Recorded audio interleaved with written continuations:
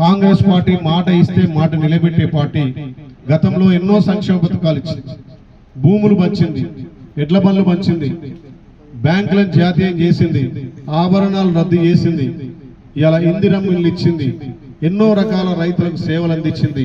భారతదేశంలోనే పెద్ద ఎత్తున రుణమాఫీ చేసిన పార్టీ యూపీఏ గవర్నమెంట్ లో మన్మోహన్ సింగ్ గారి ఆధ్వర్యంలో, సోనియా గాంధీ గారి నాయకత్వంలో రుణమాఫీ చేసినాం. దాని తర్వాత మన ప్రియతమ నాయకుడు దివంగత రాజశేఖర రెడ్డి గారు రుణమాఫీ చేసిండు. ఇలా రైతుల పట్ల కొట్లాడేది కాంగ్రెస్ పార్టీ, రైతులను హక్కున చేర్చుకున్నది కాంగ్రెస్ పార్టీ. మరి ఆ రోజు మనందరం ఎలక్షన్ల సమయంలో పోయినప్పుడు మనం ఇచ్చిన హామీలు ఇచ్చినాం.